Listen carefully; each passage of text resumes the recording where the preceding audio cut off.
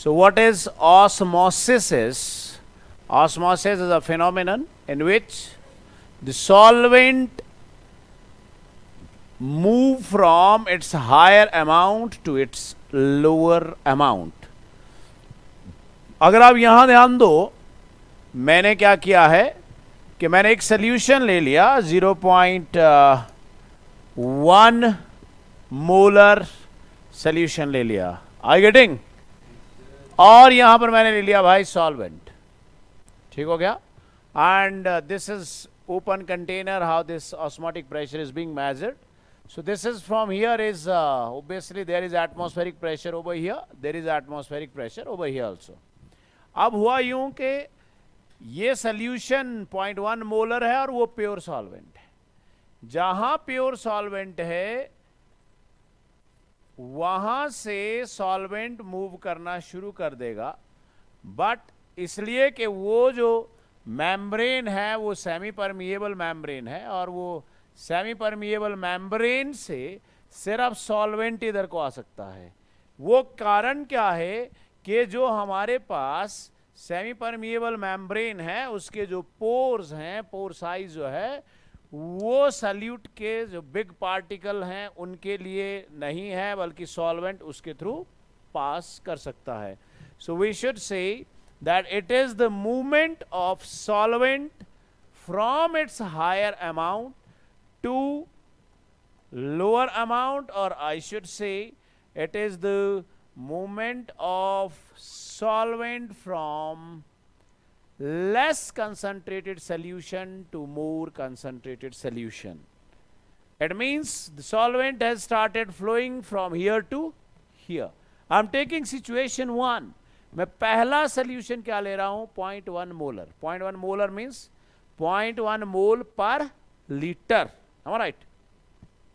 ये सॉल्वेंट इस semi permeable membrane से पास कर सकता है, और इस सॉल्वेंट का यहाँ अमाउंट ज़्यादा है, इसलिए सॉल्वेंट ने यहाँ से यहाँ आना शुरू कर दिया, और उसको हमने कहा ऑस्मोसिस. हम चाहते हैं कि इस सॉल्वेंट की मूवमेंट को रोका जाए. अब इस सॉल्वेंट की मूवमेंट को रोका जाए तो हम यहां pressure just sufficient to prevent osmosis. So osmotic pressure is defined as the pressure which is just sufficient. What we mean by just sufficient means there should be this situation. This situation is equilibrium. मतलब आप जो pressure, osmotic pressure है, वो इतना होना चाहिए कि दोनों साइड इक्विलिब्रियम में हो. अगर थोड़ा सा भी आपने ज्यादा लगाया, that will leads to reverse osmosis. That will leads to flow of the solvent from higher concentration towards solvent. अगर मैं ये सॉल्वेंट, प्योर सॉल्वेंट ले रहा हूं, अब सोचो कि यहां पी एटमॉस्फेयर तो एक्ट कर ही रहा है, वो तो दोनों साइड है. पी एटमॉस्फेयर से ऑस्मोटिक प्रेशर, ऑस्मोसिस को नहीं रोका जा सकता. आपने कुछ पाई लगाया और उस पाई से उस ऑस्मोसिस को रोक दिया. मान लेते हैं कि आपने वो ऑस्मोटिक प्रेशर पाई 1 लगाया होगा, which was just sufficient to prevent osmosis. हमने क्या किया, इस कंटेनर को साइड में कर दिया. अब यहां हमने 0.2 मोलर सोल्यूशन ले लिया. जब 0.2 मोलर सोल्यूशन ले लिया तो उसके अंदर सॉल्वेंट और कम है, 0.1 से भी कम, 0.1 मोल पर litre and 0.2 moles per litre. इसका मतलब सॉल्वेंट कम हो गया. कम हो गया तो इस बार सॉल्वेंट वहां से ज्यादा फ्लो से आएगा कि कम फ्लो से आएगा, ज्यादा फ्लो से आएगा. इसका मतलब उस सॉल्वेंट को रोकने के लिए जो पाई यहां लगाया जा रहा है वो बढ़ाना पड़ेगा. इट मींस मुझे कहना चाहिए, अगर मैं इसकी कंसंट्रेशन, इसका मतलब ऑस्मोटिक प्रेशर किस साइड लगता है, जहां सोल्यूशन ज्यादा कंसंट्रेटेड होता है, क्योंकि सॉल्वेंट दूसरी साइड से वहां को आ रहा होता है. वो सोल्यूशन जितना कंसंट्रेटेड ज्यादा होगा, ऑस्मोटिक प्रेशर उतना ज्यादा लगाना पड़ेगा. इसका मतलब यहां से मुझे एक चीज क्लियर हो गई, that osmotic pressure pi is directly proportional to concentration. Osmotic pressure pi is directly proportional to concentration. आप जितनी कंसंट्रेशन बढ़ाओगे उतना आपको प्रेशर लगाना होगा ताकि ऑस्मोसिस को रोका जा सके। अब आप ध्यान दो कि अगर आपने उससे ज्यादा प्रेशर लगा दिया तो ऑब्वियस सी बात होने वाली है कि वहां रिवर्स ऑस्मोसिस होगा। यहां ध्यान दें, ये फ्रेश वाटर है, ये सॉल्ट वाटर है। अगर आप इस पिस्टन को बहुत हाई प्रेशर दोगे तो यहां से सॉल्वेंट यहां को जाना शुरू हो जाएगा, जबकि जाना कहां से चाहिए, यहां से यहां। जब वहां से यहां आना शुरू हो जाएगा, ये एक्सेस वाटर बाहर को जा रहा है, इसका मतलब हुआ ये सॉल्ट और कंसंट्रेटेड होता जाएगा, क्योंकि इसमें से सॉल्वेंट उस साइड जा रहा है। और एक स्टेज ऐसी आएगी कि यहां सॉल्वेंट नामात्र रह जाएगा, पर उस time that semi permeable membrane will be at very high pressure, at a very high strain I should say. Semi permeable membrane, इसलिए आपकी एनसीईआरटी में लिखी हुई एक line, the semi permeable membrane should be made of the material who should be strong enough to bear the pressure. That's what we are saying, that either it is of vegetable origin and this may occur naturally, that is pig's blood or parchment, or can be synthetic such as cellophane. तो हमें कहना चाहिए कि reverse osmosis के दौरान the semi permeable membrane is at its highest strain, and this phenomenon is used in desalination of sea water. sea से NaCl कैसे निकालते हैं? The process used is reverse osmosis. Am I right? इसलिए मैं आपको कह रहा हूं कि आप जो यहां ऑस्मोटिक प्रेशर हो, that should be just sufficient. इसका मतलब दोनों साइड जो है वो इक्विलिब्रियम में जिस प्रेशर पर होंगी उस प्रेशर को हम कहेंगे कि ये प्रेशर जो है ऑस्मोटिक प्रेशर है। अब आप जरा यहां ध्यान दें, आपकी एनसीईआरटी में ये दिया गया है, इसको भी जरा देखें। This is one method of measurement, but how this osmotic pressure will be measured is see here. कुछ इतने फिनोमिनन के साथ ये भी एक है। आपने क्या किया, ध्यान दें, आपने सॉल्वेंट ले लिया, आपने इस इन्वर्टेड ट्यूब के अंदर जिसकी मेम्ब्रेन सेमी परमिएबल मेम्ब्रेन है, इसलिए मत सोचो कि आपने उसको उल्टा कर दिया तो सल्यूट गिरने वाला नहीं है, गिरने वाला, क्योंकि सल्यूट के पार्टिकल साइज बड़ा है और उस मेम्ब्रेन से बाहर नहीं जा सकता। इसका मतलब हुआ, अगर आप इसके अंदर देख पा रहे हो तो इसके अंदर ज्यादा डार्कनेस है कलर की, का मतलब यहां सोल्यूशन कंसंट्रेटेड और यहां सोल्यूशन है ही नहीं, या ये सॉल्वेंट है। इसका मतलब जब आपने इसको इसके अंदर डाला तो यहां से solvent through semi permeable membrane इसके अंदर घुस गया। जब सॉल्वेंट इसके अंदर घुस गया तो उसका लेवल हाइट +1 में हमने पढ़ा atmospheric pressure, pressure is ρHg। अब क्या हुआ कि ये जो सॉल्वेंट है ये यहां से यहां फ्लो कर रहा है, और जिसकी वजह से उस सॉल्वेंट की हाइट हम मेजर करेंगे। वो हाइट हमें बताएगी कि ये जो सॉल्यूशन है ये कितना कंसंट्रेटेड था। अगर ये सॉल्यूशन बहुत कंसंट्रेटेड हुआ तो यहां से फ्लो ऑफ सॉल्वेंट इसके अंदर फास्ट होगा। अगर ये सॉल्यूशन डाइल्यूट हुआ तो फ्लो ऑफ सॉल्वेंट स्लो होगा। इसका मतलब हुआ कि यहां से भी आपको आइडिया लग सकता है कि उसका ऑस्मोटिक प्रेशर कितना है, and that will be ρ is the density, H is the height of the solvent column, and G is the gravity. So we can find it out from here also. अब आप ध्यान से सुने दूसरा factor.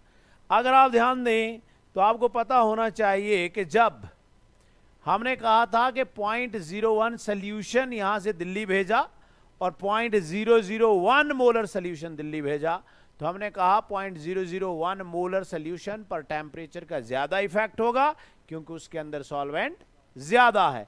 इसका मतलब हुआ कि अगर आप टेम्परेचर बढ़ाते हो तो टेम्परेचर का फर्क कौन सी साइड ज्यादा होगा, डाइल्यूट की साइड या कंसंट्रेटेड की साइड? डाइल्यूट की साइड। इसका मतलब वो और डाइल्यूट हो जाएगा, और डाइल्यूट हो जाएगा तो उसकी कंसंट्रेशन घट जाएगी, कंसंट्रेशन घट जाएगी तो दूसरी साइड से वाटर का फ्लो बढ़ जाएगा, का मतलब osmotic pressure is directly proportional to temperature. और यहां से अगर हम देखें तो हमारे पास आ जाता है pi is C into T, और यहीं से हमारे पास आ जाता है the proportionality constant pi is equal to CRT। ये R वही R है गैस कांस्टेंट, ये C कौन है? This C is the number of moles per unit volume into R. The value of R we used to take is 0.0821. Yes, no, and it means this is the value of the constant. And T is क्या लेते थे हम वहां? 273.15 degree Celsius. ये fix है, ये fix है। का मतलब हुआ कि जो चीज जहां एग्जिस्ट कर रही होगी वो चीज उसी जगह हम उसको पढ़ रहे हैं। का मतलब हुआ आपने लिखा कि delta TB and delta TF is used to find the molar mass, पर एक लिमिटेशन लिख दिया आपने वहां, we can not find out the molar mass of those by elevation in boiling point and depression in freezing point who are temperature sensitive. मैंने वहां साफ लिखाया कि डेल्टा टीबी या डेल्टा टीएफ को आप यूज नहीं कर सकते प्रोटीन के लिए, यूज नहीं कर सकते अमीनो एसिड्स के लिए, यूज नहीं कर सकते पॉलीमर्स के लिए। पर अगर आप इस टेम्परेचर को देखें, इस टेम्परेचर को अगर आप देखें तो ये टेम्परेचर जहां पे वो चीज एग्जिस्ट कर रही है, सो इसके लिए मुझे लिखना चाहिए that this pi into V is N. What is N? N is weight in gram divided by molar mass into R into T. Yes or no? इसका मतलब हुआ कि आप किसी का मोलर मास यहां निकाल सकते हो और किस उस टेम्परेचर में निकाल सकते हो जहां पे वो चीज एग्जिस्ट कर रही है। सो हमने यहां लिख दिया very important, this is the most preferred colligative property, most preferred colligative property to find the molar mass of protein, amino acids and polymers. So osmotic pressure is the most preferred colligative property to find the molar mass of protein, of amino acids and polymers. So from here we can find out that this M2 will be equal to, yes, will be equal to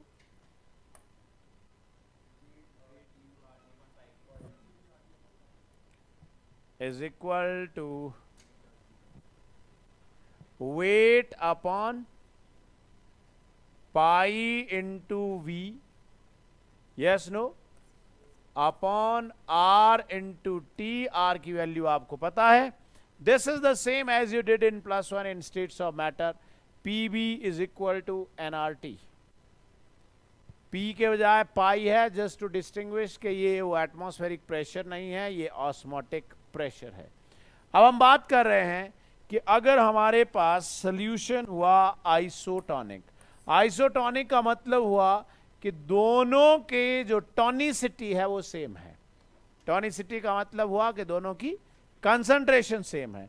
अगर हम इसको देखें, दोनों की concentration same होने का मतलब हुआ दोनों की कंसंट्रेशन सेम होने का क्या ये मतलब हुआ कि दोनों का वेट इन ग्राम सेम है, या ये मतलब हुआ कि दोनों के मोल सेम है? दो सॉल्यूशन है, उनकी टॉनिसिटी सेम है, मतलब कंसंट्रेशन सेम है। Concentration is number of moles per unit volume, तो वॉल्यूम तो सेम है दोनों का। अब रहा मोल, मोल भी सेम है, पर क्या मोलर मास सेम है? और जब मोलर मास सेम नहीं है तो वेट इन ग्राम भी सेम कैसे हो सकता है? इसका मतलब the two will differ in weight in gram, two will differ in molar mass, क्योंकि अगर वेट इन ग्राम डिफरेंट है तभी मोल सेम आ सकते हैं, क्योंकि मोलर मास भी तो डिफरेंट है। तो दो डिफरेंट चीजों का रेशियो दो साइड सेम तो हो ही सकता है। का मतलब हुआ अगर हम इसको अप्लाई करें तो हमें देखना चाहिए कि हमारे पास pi 1 is equal to C1 RT. Yes, no? And we should say that pi 2 is equal to C2 RT. Am I right? और हमें देखना चाहिए कि भाई जो C1 और C2 है वो डिफरेंट है पर RT तो सेम है। इसका मतलब हुआ फ्रॉम हियर वी शुड से कि भाई ये R और ये R, ये T और ये T तो सेम है। इसका मतलब मुझे यहां से ये भी कहना चाहिए क्योंकि आइसोटोनिक सॉल्यूशन है, का मतलब हो गया कि pi 1 is equal to pi 2। Yes no? Pi 1 pi 2 के बराबर है तो C1 C2 के बराबर है। दोनों की कंसंट्रेशन सेम हो सकती है, पर क्या दोनों के concentration means number of moles पर लीटर, वॉल्यूम तो सेम है। इसका मतलब हुआ C1 और C2 क्या आ जाएगा, N1 by V, no, is N2 by V। V मतलब कितने में बनाया आपने वो सोल्यूशन, वो तो आपने पर लीटर बनाया ना। इसका मतलब N1 और N2 भी सेम है। N1 N2 सेम है पर W1 और W2 थोड़ी ना सेम है। अरे भाई समझ रहे हो? It means this formula is giving us indication that W1 upon M1 is equal to W2 upon M2. Yes or no? यहां से हमें पता लगता है कि अगर सॉल्यूशन आइसोटोनिक है तो आप एक का मोलर मास, दोनों का वेट दिया है तो दूसरे का मोलर मास निकाल सकते हो। और अगर आप किसी को आइसोटोनिक सॉल्यूशन में डालते हो तो उस सेल को कुछ भी होने वाला नहीं है। ध्यान दो, सामने कहा गया कि आरबीसीज को 0.91% NaCl में डाल दिया गया। 0.91% NaCl is isotonic with RBCs. इसका मतलब उनको कुछ नहीं हुआ। अगर आपने उन आरबीसीज को हाइपोटोनिक में डाला होता जिसकी टोनिसिटी, कंसंट्रेशन कम है, अगर उसकी कंसंट्रेशन कम है तो जो सॉल्वेंट है वो अंदर की तरफ आएगा, अंदर की तरफ आएगा तो वो सेल जो है वो रिजिड हो जाएगा, टर्गिड हो जाएगा और हो जाएगा उससे बर्स्ट मींस लाइसिस। और अगर वो सॉल्यूशन हुआ हाइपरटोनिक तो उसकी कंसंट्रेशन हुई ज्यादा, इसलिए बाहर आने लगा वो सॉल्वेंट अंदर से। हाइपरटोनिक मतलब वो सॉल्यूशन हाइपर है, हाइपर मतलब ज्यादा कंसंट्रेशन का है, ज्यादा कंसंट्रेशन का है तो सॉल्वेंट बाहर को आने लगा। जब सॉल्वेंट बाहर को आने लगा तो सेल फ्लैसिड हो गया, तो सेल डेड हो गया। सेल के डेड, जब इंसान डेड होता है तो उसका किया जाता है क्रीमेशन, उस सेल का कर दिया क्रीनेशन। यस और no? So this is isotonic, hypotonic and hypo. ये बीच में जो है सेमी परमिएबल मेम्ब्रेन है और ये सेमी परमिएबल मेम्ब्रेन के जो पोर्स हैं वो इस तरह के हैं कि सॉल्वेंट को अलाउ करते हैं, तो इस साइड भी सॉल्वेंट है, उस साइड भी सॉल्वेंट है, इसलिए वो आ जा सकते हैं। हमने एक सोल्यूशन लिया जिसमें आपको इस साइड कम Na पॉजिटिव दिख रहे हैं और Cl नेगेटिव, और इस साइड Na पॉजिटिव और Cl नेगेटिव ज्यादा दिख रहे हैं, मतलब ये सोल्यूशन इसके कंपैरेटिव हायर कंसंट्रेशन का था, तो सॉल्वेंट वहां से यहां मूव करना शुरू हो गया। अगर आपके पास एक बीकर है और उस सेल को आप प्योर सॉल्वेंट में डाल रहे हो, वहां से सॉल्वेंट फ्लो करेगा और वो सेल जो है रिजिड हो जाएगा। और अगर वही सॉल्यूशन हाइपरटोनिक हुआ तो वो वहां से बाहर सेल निकलकर वो सेल श्रिंकेज हो जाएगा, जैसे अभी हमने बात की कि किस तरह से हाइपरटोनिक और हाइपोटोनिक में एक में सेल लाइसिस हो जाता है तो दूसरे में सेल टर्गिड हो जाता है। जबकि अगर आप उसी को एक हाई आइसोटोनिक में डालोगे तो उसको कुछ भी होने वाला नहीं है. Colligative property depends upon moles. Yes or no? It means this osmotic pressure is directly proportional to C. C is concentration. Concentration is number of moles per unit volume. जितने नंबर ऑफ मोल्स ज्यादा होंगे उतना osmotic pressure ज्यादा होगा. So it means this is a colligative property. Yes, चलिए आगे. अब हम पहुंच गए. ध्यान दे सामने. अभी तक आज तक हमने जितनी भी चीजें की, कौन कौन सी चीजें की हमने आज तक किया कि भाई हमारे पास delta T B is K B into M. पढ़ दिया हमने किया delta T F is K F into M.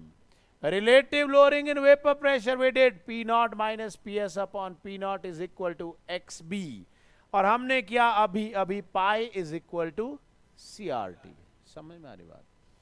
ये सारी चीजें तब थी जब जैसा हम सोच रहे थे बिहेवियर वैसा ही था, जिसको हम क्या कहते हैं, नॉर्मल बिहेवियर. का मतलब हमने किसी का 1 मोल डाला तो वो 1 ही था, हमने किसी के 2 डाले तो वो 2 ही थे.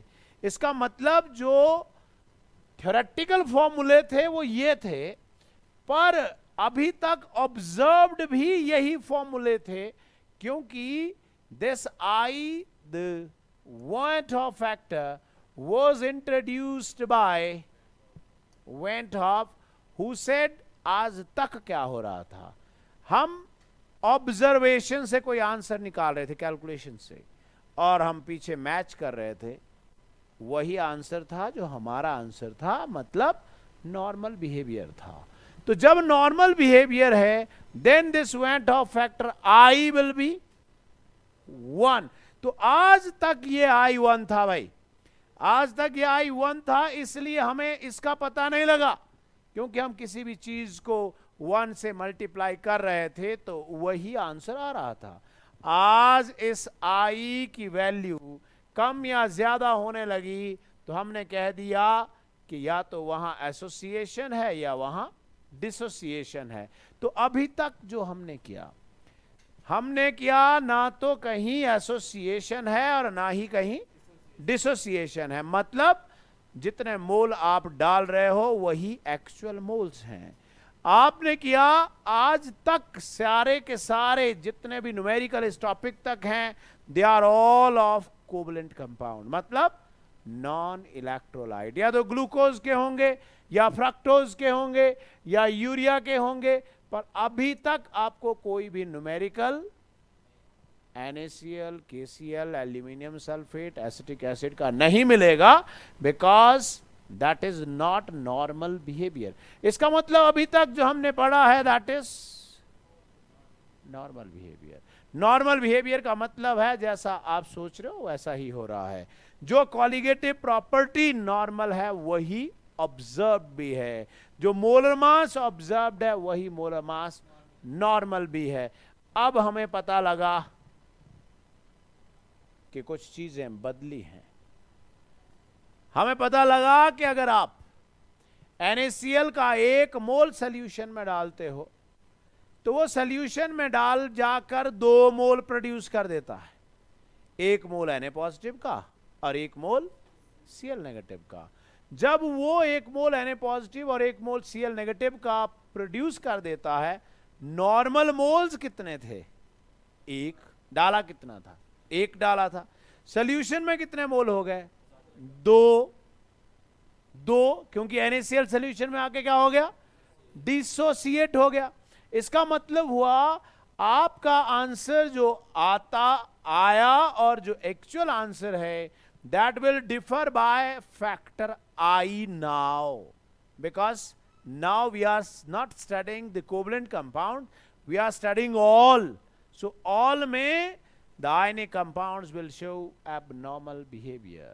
We know एसिटिक एसिड 2 मोल डाले वो सॉल्यूशन में जाकर 1 ही हो जाते हैं, क्योंकि एसिटिक एसिड सॉल्यूशन में डाइमर बनाता है. इसका मतलब साफ हो गया कि आज तक I1 था, पर आज I की वैल्यू बदलने लगी, और आज I की वैल्यू बदलने का मतलब ये हो गया कि अब बिहेवियर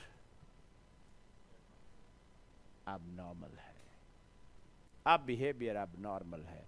अब या तो आई ग्रेटर देन 1 है, का मतलब मोल्स बढ़ रहे हैं, डिसोसिएशन, या आई लेस देन 1 है, मतलब जितने मोल आपने डाले सोल्यूशन में जाके उससे भी घट गए, या तो वहां एसोसिएशन हो रही है।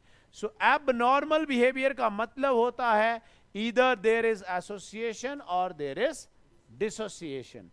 अब आप जरा ध्यान से सोचें, हम ये कहने लगे कि ये जो फॉर्मूले हैं, इन फॉर्मूलों में ऑब्जर्वेशन से पता लगा कि वहां आई अब दिखा, आज तक नहीं दिखा, क्योंकि उसकी वैल्यू 1 थी, और जब तक उसकी वैल्यू 1 थी तब तक कोई फर्क नहीं पड़ा, इसलिए हमने कहा वो नॉर्मल बिहेवियर है। आज उसकी वैल्यू बढ़ गई या हमने कहा ये नॉर्मल बिहेवियर नहीं है। कॉलिगेटिव प्रॉपर्टी या तो इंक्रीज, क्योंकि कॉलिगेटिव प्रॉपर्टी क्या है, नंबर ऑफ मोल्स। तो हमने एक बात की थी कि हम ये मानकर चले हैं कि colligative property depends upon number of moles, nature नहीं। आज क्या आड़े आ गया, नेचर। नेचर मींस उसके अंदर या तो एसोसिएशन हो रही है या उसके अंदर डिसोसिएशन हो रही है, या तो मोल सॉल्यूशन के अंदर बढ़ रहे हैं या मोल सॉल्यूशन के अंदर कम हो रहे हैं। का मतलब हुआ हम नंबर ऑफ मोल्स की बात कर रहे थे, पर आज नेचर बता रहा है। नेचर मींस क्या, डिसोसिएशन हो रही है, नेचर मींस क्या, एसोसिएशन हो रही है।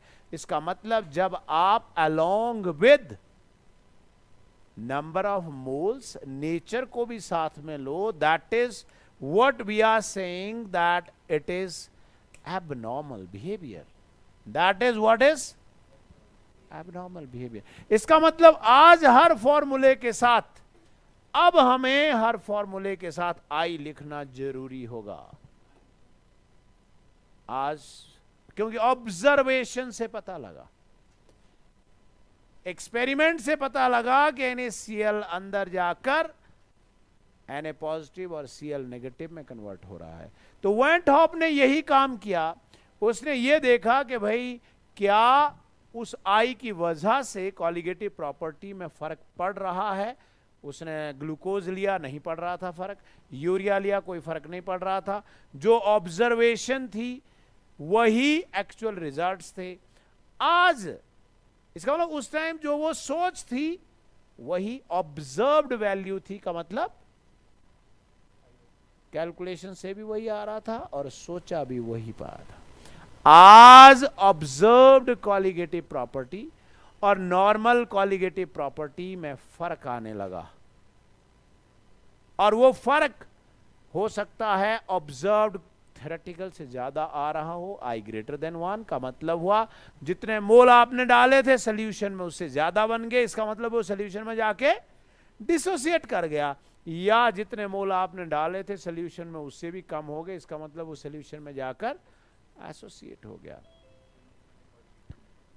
इसका मतलब ये हुआ कि इन एबनॉर्मल बिहेवियर में आप ना के सिर्फ नंबर ऑफ मोल्स पर फोकस करोगे, पर आप फोकस करोगे नेचर पर भी, ना कि only number of moles but also on nature. तो अगर आप यहां देख पा रहे हो, हमारे पास एबनॉर्मल बिहेवियर तब होगा जब वेंट हॉप फैक्टर आई या तो ग्रेटर देन 1 होगा या लेस देन 1 होगा। तो हमने एक बात पढ़ी थी कि जब नंबर ऑफ मोल्स घटते हैं, सुना, तो मोलर मास बढ़ता है। यहां देखें, यहां देखें, हमने क्या किया, एसिटिक एसिड के 2 मोल डाल दिए, एसिटिक एसिड के 2 मोल डाल दिए। What is normal colligative property? Normal means कितने मोल डाले, 2। जब ऑब्जर्वेशन की, एक्सपेरिमेंटली देखा, तो वो सॉल्यूशन में 2 मोल 1 मोल बनकर रह रहे थे। What is observed mole? 1. What is normal mole? 2. तो आप मुझे बताओ, I is observed colligative property, means observed mole upon normal mole. कितने मोल डाले थे आपने? 2. ऑब्जर्वेशन से क्या पता लगा? 1 है. आ गया ना नेचर. कौन सा? एसोसिएशन. इसका मतलब I कितना आ गया? 1/2, क्योंकि नॉर्मली कितने मोल डाले? 2. और ऑब्जर्वेशन से क्या पता लगा? 1. सो I for acetic acid is 1/2 means 0.5. अब मैं अभी आपको बताऊंगा कि ये 0.5 है या नहीं है, इसकी बात भी अभी होगी. आइए इधर आइए. जब आपने 2 मोल एसिटिक एसिड के डाले, जब आपने 2 मोल एसिटिक एसिड के डाले, तो मोलर मास कितना था? मोलर मास था 60 ग्राम. Molar mass means mass of 1 mole. और अब आपने मोलर मास कितना हो गया? 120. नॉर्मल कितना था? 60. और ऑब्जर्व्ड कितना है? 120. नॉर्मल कॉलिगेटिव प्रॉपर्टी कितनी थी? कितने मोल थे नॉर्मली? 2. और ऑब्जर्वेशन से 1. मतलब मोल्स घट रहे हैं. मोलर मास, मैंने कुछ लिखा है यहां. Colligative property is inversely proportional to molar mass. इसलिए यहां फॉर्मूला देखो, जहां कॉलिगेटिव प्रॉपर्टी की टर्म में फॉर्मूला है ऑन. अब मानो तुम मान नहीं रहे. मान लिया. जो मैंने बोला उसको ढंग से सुनो. मैंने कहा यह है कौन? नहीं समझे?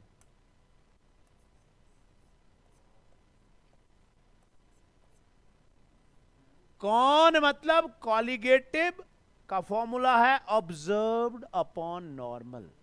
फिर मैंने कहा मनो, मतलब I in terms of molar mass is normal upon observed. मानो जहां यहां O अपॉन N है, यहां N अपॉन O है. मैंने कहा मानो मीन्स मोलर मास की टर्म में नॉर्मल अपॉन ऑब्जर्व्ड, और कॉलिगेटिव की टर्म में ऑब्जर्व्ड अपॉन नॉर्मल. बात एक ही है. बात एक ही है. आप मुझे बताइए यहां आई कितना आया था? ऑब्जर्व्ड कॉलिगेटिव प्रॉपर्टी क्या है? ऑब्जर्व से कितने मोल लगे आपको पता? 1. नॉर्मल कितने डाले थे? कितना आ गया? इधर आओ. What is normal molar mass of acetic acid? What is normal molar mass of acetic acid? 16 gram. What is observed molar mass? 120.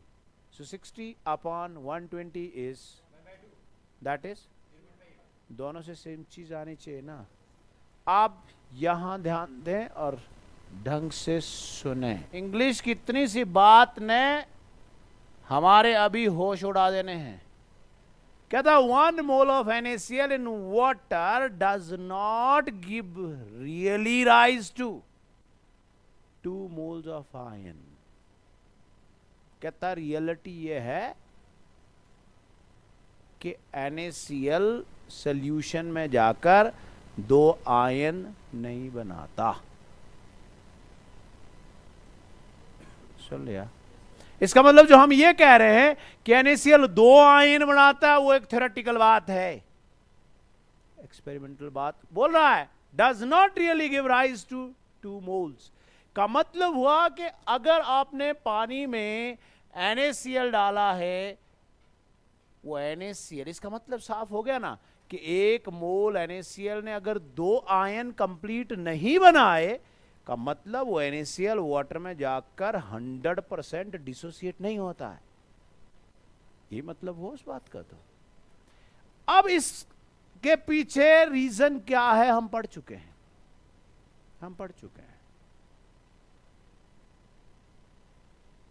NaCl की बात हो रही है, उसको एसोसिएशन याद आ रही है।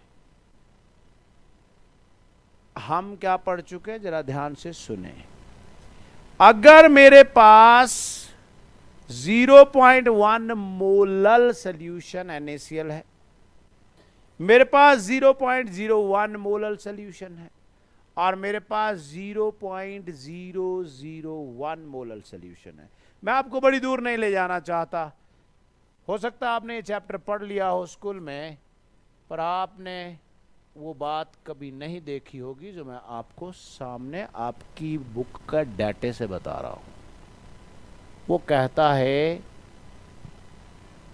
NaCl सोचें तो 2 आयन देता है। सोचें मतलब थ्योरेटिकली सोचें, थ्योरेटिकली सोचें तो KCl भी 2 आयन देता है, MgSO4 भी, और K2SO4 3 आयन देने चाहिए, does not really give rise to. अब आप देखो, बड़ा हैरान करने वाला डाटा है। कहता है ये NaCl ही है। इस NaCl की वैल्यू 0.1 है, तो वैन डॉ फैक्टर I की वैल्यू 1.87 है। मतलब क्या हुआ इस बात का? कहता 2 आयन नहीं दे रहा है, कहता हमने उसकी कंसंट्रेशन घटा दी, कंसंट्रेशन घटाई इंटरेक्शन।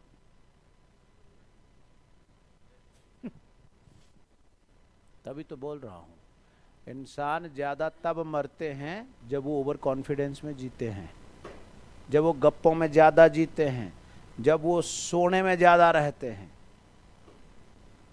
यहां से यहां हम गए 10 गुना कंसंट्रेशन घट गई। मतलब अगर 2 लोग इधर बैठ रहे थे, अब उनको 10 फुट दूर कर दिया गया, इसलिए उनकी गप्पें खत्म हो गई।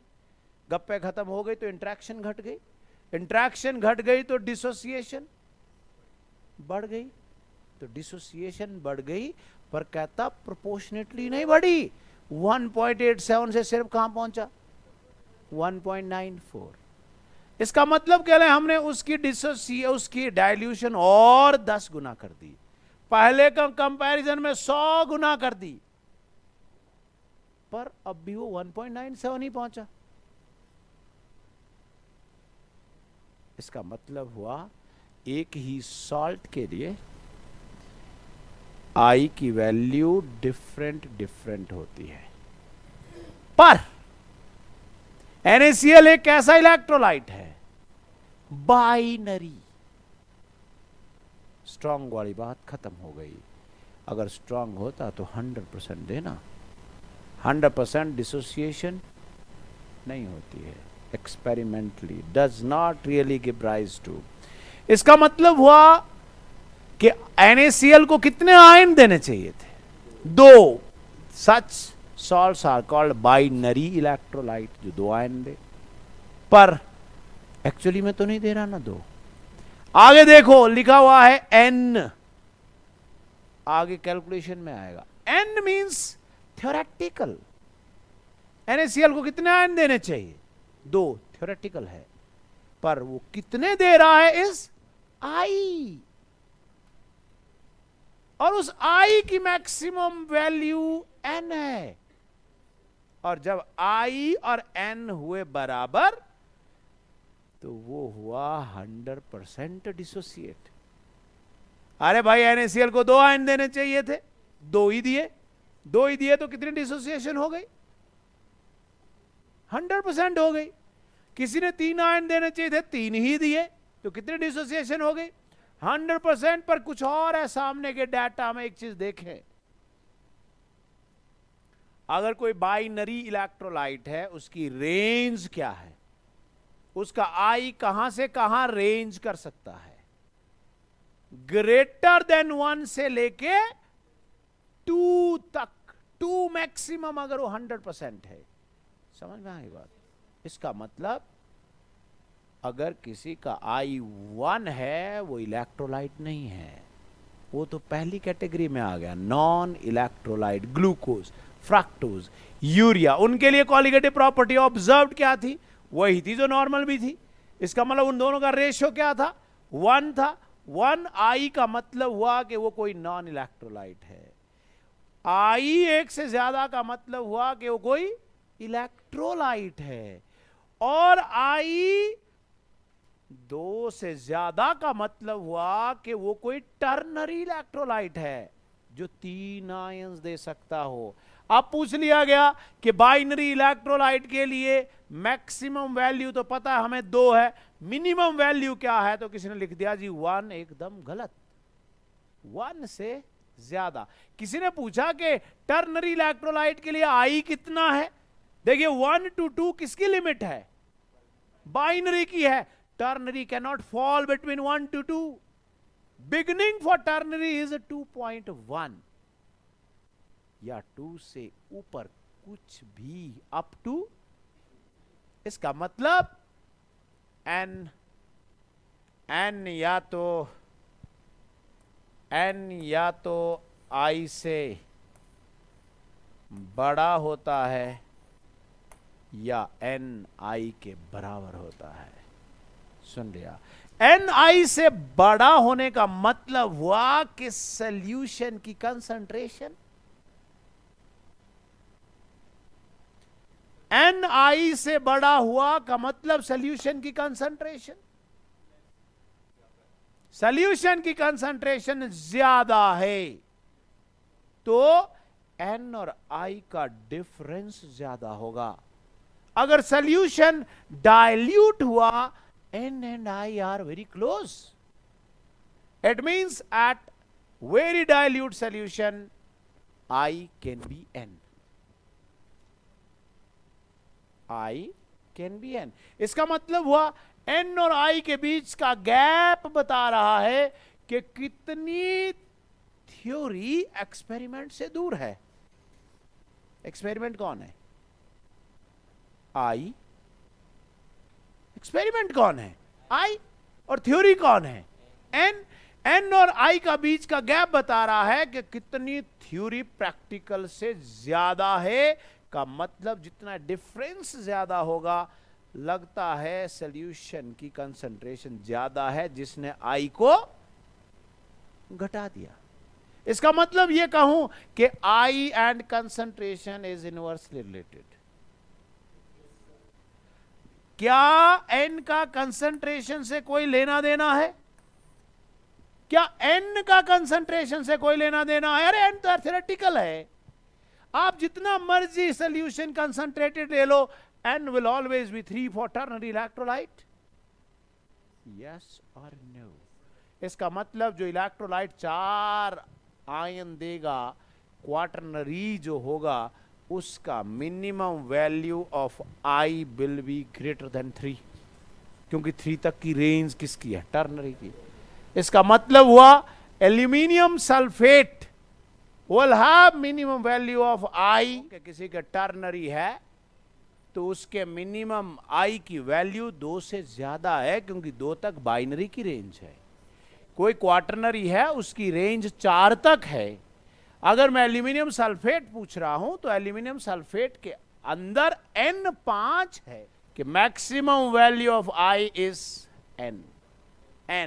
maximum value of I is, and when I is n, that salt is really 100% dissociated.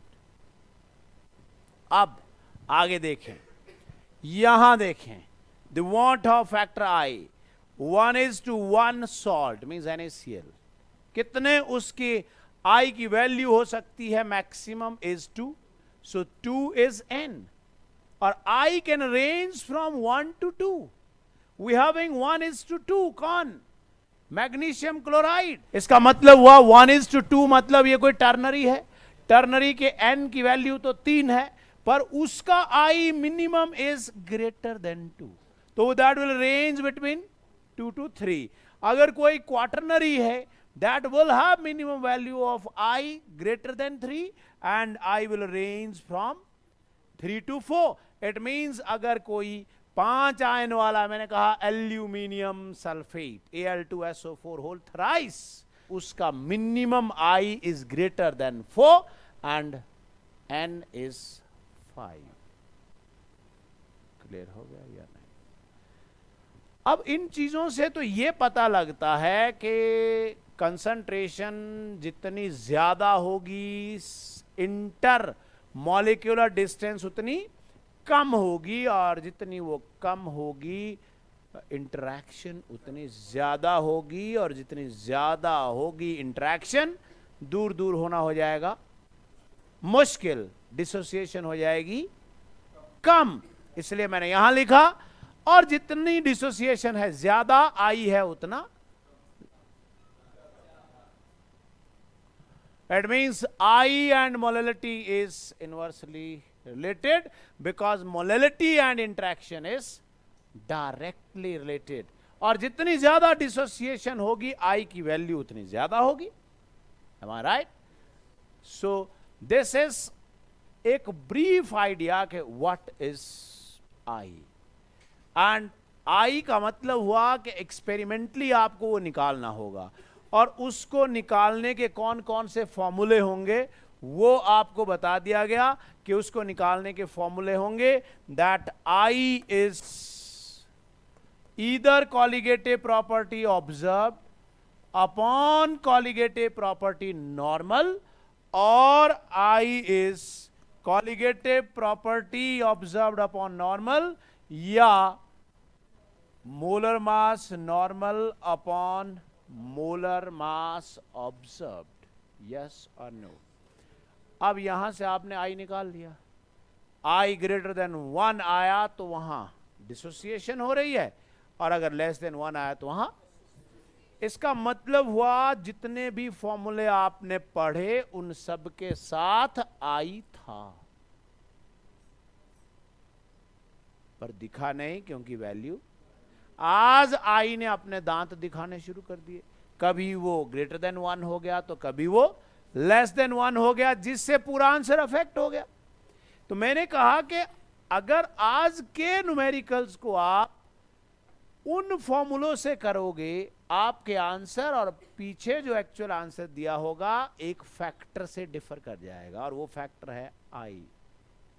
इसलिए I निकालना जरूरी है अगर क्वेश्चंस निकालने हैं, और I निकालने के लिए आपके पास दो तरीके हैं, या तो आप इस तरीके से निकाल लीजिए या फिर आप इस तरीके से निकाल लीजिए। ठीक हो गया? अब अगर आप इन बातों की तरफ, इन आप बातें आपको समझ में आ रही होगी कि वेंट हॉफ ने क्या कहा कि भाई NaCl अगर वाटर में डाल दिया ना तो ये मत सोचो कि उसने 2 आयन दे देने वहां, मतलब आप किसी के थ्योरेटिकल वैल्यू I2 पुट कर सकते हो NaCl के लिए, पर आप एक्सपेरिमेंटल वैल्यू नहीं पुट कर सकते। आप जहां पर अभी तक क्या कर रहे थे कि जितने डिस्टेंस पर आपने सोचा था वो रहेंगे, वो उतनी पे ही थे, इसलिए नॉर्मल बिहेवियर था, I की जरूरत थी ही नहीं। आज क्या हो गया, या तो वो एक दूसरे के नजदीक आ गए, एसोसिएशन हो गई, या आयंस बढ़ गए, डिसोसिएशन हो गई।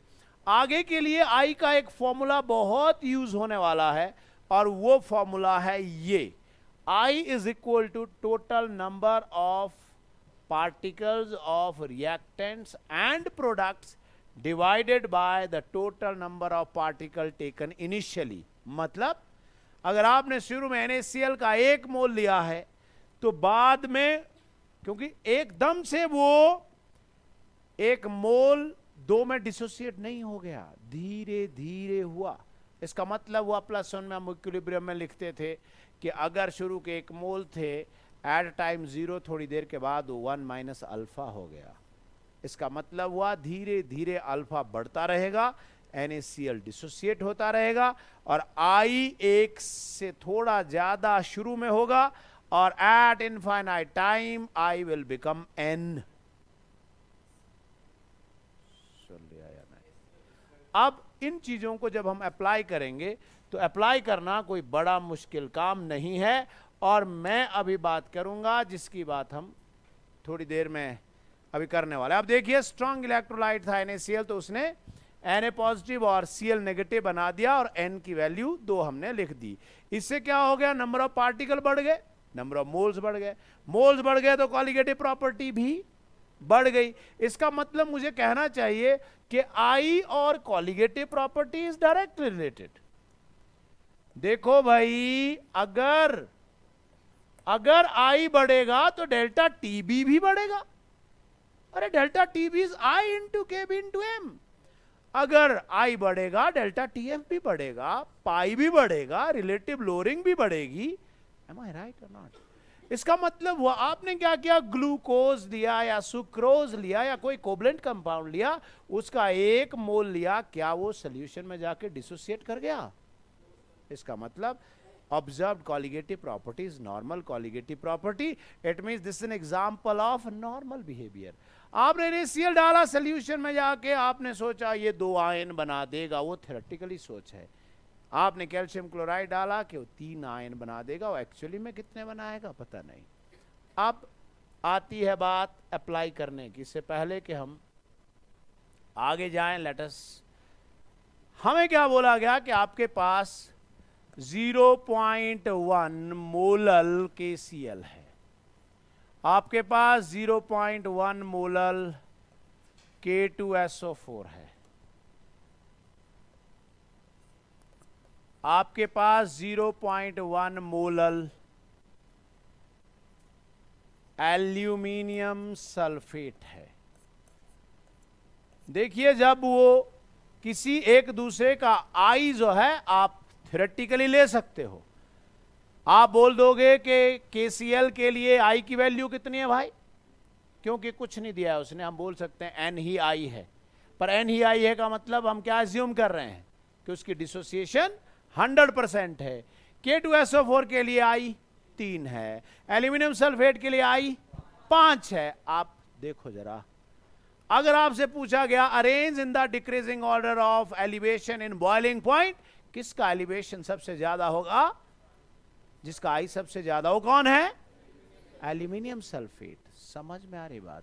शायद आपको अब समझ में आए कि मैं कह रहा था कि कैल्शियम क्लोराइड का डाटे में थोड़ी प्रॉब्लम लग रही है, क्योंकि उसका I 3 है।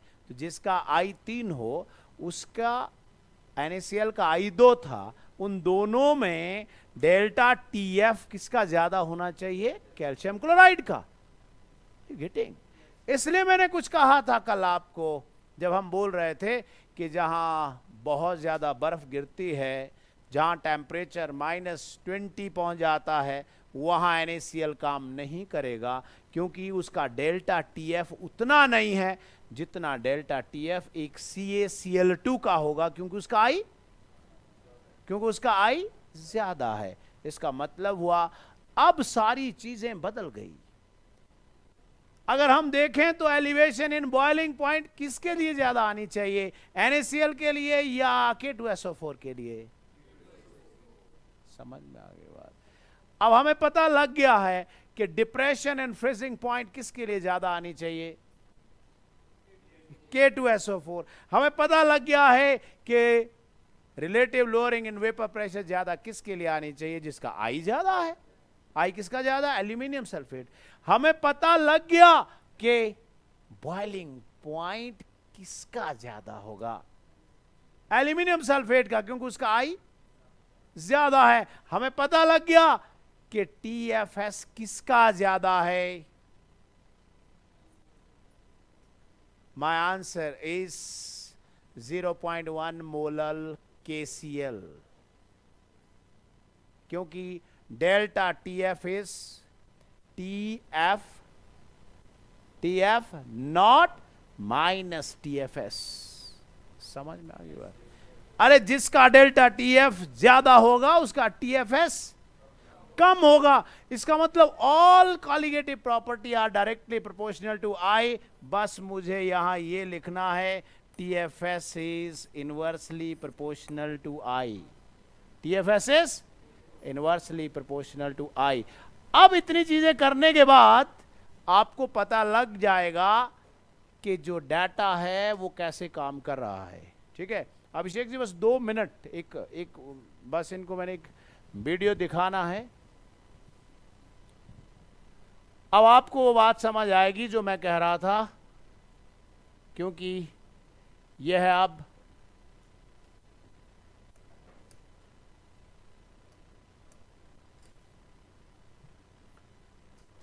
यही बात कर रहे थे हम।